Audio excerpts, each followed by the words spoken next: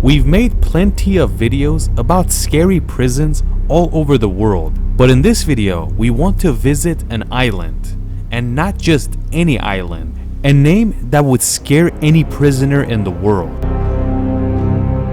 Devil's Island.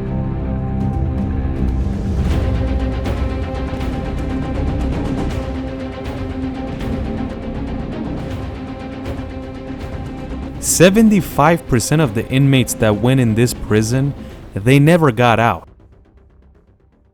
If the chances of dying is so high in this island, why doesn't everybody try to escape?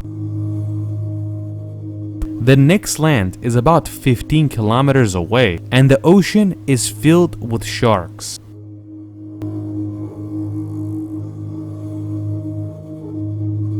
This island we're speaking of is next to French Guiana. No, not France itself, French Guiana in South America. The French created this prison to only send French criminals, not Guyana criminals.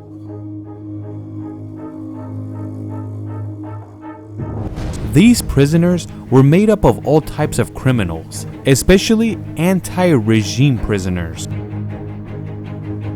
The island is extremely small as well. It's only about 17 hectares. Since this island is so isolated, it doesn't really have giant prison walls, and the guards would tell the prisoners, if you want to escape, you can try. But remember this, the ocean that's here is very violent, and it's filled with sharks. In the 17th century, the French didn't have prisoners. They would just give them a very hard job. They would send them to these rowing ships and make them row until they died. But when they got rid of rowing ships, they thought about what to do with the prisoners, and they came up with the idea of islands. At first, they would bring the prisoners and dump them into a random island that pretty much had nothing on it, not even a wall. The prisoner could try to survive or just die there. We reach the year 1852 when Napoleon III becomes emperor. He first decides to build a giant prison in one of these islands so he can send all his criminals there. When we read this number, we really couldn't believe it. But in the beginning, Napoleon III sent 80,000 prisoners here. The people that were sent to this prison were considered lucky, and the guards would say, instead of cutting your head off with a guillotine, you can survive here and maybe, just maybe leave.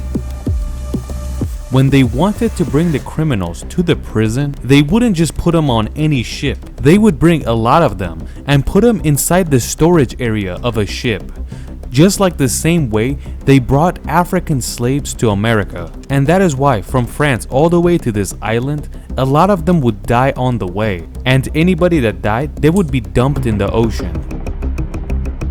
If somebody was making a lot of noise or complaining down there, the people in charge wouldn't care who was making the noise. They would pour hot water down there, and in the process, they would kill plenty of people because they were stacked on top of each other. On this island, not only was there a main prison, but around the prison, there were small houses that were built for the workers of the prison, and they lived on the island. One time, 4 of the prisoners not escaped the island, but they escaped and went to one of the guards' houses and cut his neck off and then went back to prison. They didn't know that they were already caught before they got there. They arrested them, and the next day they killed them with the firing squad. They didn't need to go to courts or anything. They didn't even have a guillotine there, so they were forced to shoot them. Just like we said in the beginning, 75% of the prisoners would die. But there was no graveyard on this prison. That's because anybody that died on this island, they would take them next to the cliff and just dump them into the ocean.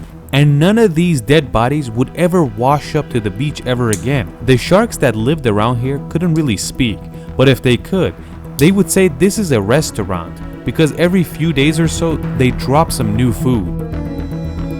One of the most famous prisoners on this island is Henry Sherrier, and he has a nickname Papillon, and they also have a movie about him played by Steve McQueen. And there's a new movie that came out in 2017 as well. In the year 1931, allegedly, Papillon killed a pimp and he gets arrested. He always tried to escape prison and he was successful a few times. In the end, to prevent him from escaping, they send him to Devil's Island. Papillon believed he was innocent and that is why he wanted to escape. Papillon also had a lot of perseverance and he wouldn't give up. He spent over 2 years in solitary confinement where there was no light, and on top of that, they would barely feed him. Since it was a tropical area, there were a lot of insects and cockroaches, and since he was so hungry, he ate those cockroaches.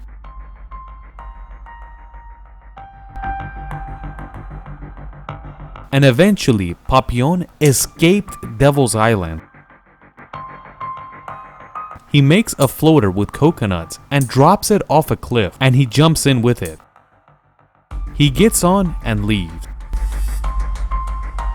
Historians say that around that time, the French government was very corrupt.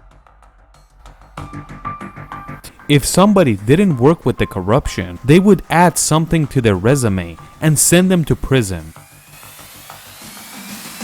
There was a captain in the French army by the name of Alfred Dreyfus that was against corruption in the government, and because he was against corruption, they added something and made him look guilty and send him to Devil's Island. They didn't even tell his family what he did. They just said he's being sent there for treason. They sent him to Devil's Island, but he had a lot of fans in France. They find an honest judge and they tell the authorities that he was sent there by mistake and he has to be returned. And Alfred returns to France once again. When he returns to France, he tells the situation and condition of this prison back home, and he tells the people what they do to these prisoners. After realizing what's going on, the French people were furious about how they treat people down there. The people were told that this was a faraway place for criminals that won't allow them to escape, not a place where death is pretty much guaranteed. All this pressure from the French people made the French government finally close this prison 101 years later in 1953. Another nickname this prison had is dry guillotine. Instead of executing you in front of everybody in France and create news everywhere, they will send you to Devil's Island and you're almost guaranteed death.